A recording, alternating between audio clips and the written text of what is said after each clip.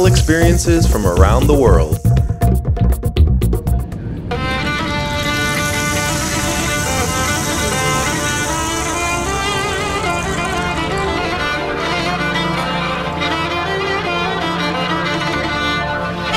Ρέθυμνο, η τρίτη μεγαλύτερη πόλη της Κρήτης μετά το Ηράκλειο και τα Χανιά, με πληθυσμό περίπου 33.000 κατοίκους.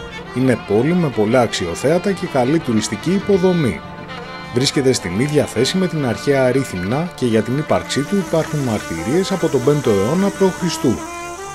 Για να φτάσεις στο Ρέθυμνο πρέπει να πας στα Χανιά ή το Ηράκλειο και από εκεί να έρθεις οδικός.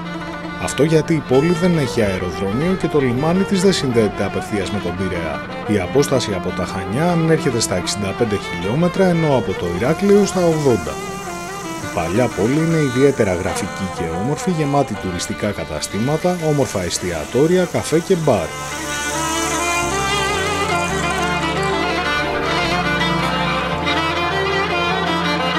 Είναι ζωντανή όλες τις ώρες της ημέρας, από νωρίς το πρωί μέχρι αργά το βράδυ. Τα στενά σοκάκια είναι πολύ περιποιημένα με πράσινο, το οποίο δίνει το δικό του ύφος και χρώμα στην πόλη. Το Ρέθυμνο το επισκέφθηκα τον Ιούνιο του 2015 και έμεινα 4 μέρες θέλοντας να τραβήξω πλάνα για ένα διήμερο φεστιβάλ μουσικής. Έχει πολύ ωραία ταβερνάκια με παραδοσιακή κρητική κουζίνα και εννοείται καλή ρακή.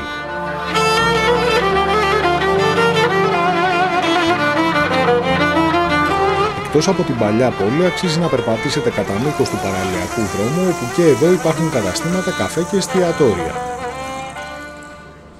Στο αριστερό της μέρος βρίσκεται το παλιό λιμάνι, όπου τα τραπέζια των εστιατορίων βρίσκονται ακριβώς επάνω στη θάλασσα.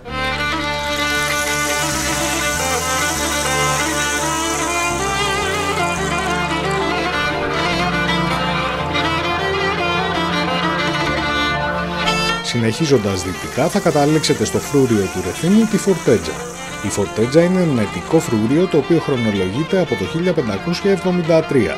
Χαρακτηριστικό στοιχείο της κατασκευής της είναι τα ευθύγραμμα τείχη με μεγάλο πλάτος και εκκλήσια εξωτερικά που ενώνουν τους προμαχώνες. Η κατασκευή της Φορτέτζας έγινε σύμφωνα με τα σχέδια του αρχιτέκτονα Σφόρτσα Παλαβιτσίνη και για την ανοικοδόμησή της δούλεψαν υποχρεωτικά περισσότεροι από 107.000 κριτικοί.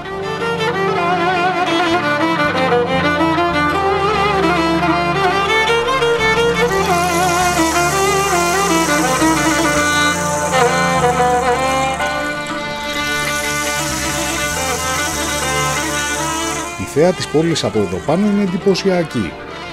Το Ρέθυμνο είναι μια πόλη που σε ελκύει να την περπατήσεις. Έχει ωραία ενέργεια και σίγουρα θα σου αφήσει όμορφες αναμνήσεις.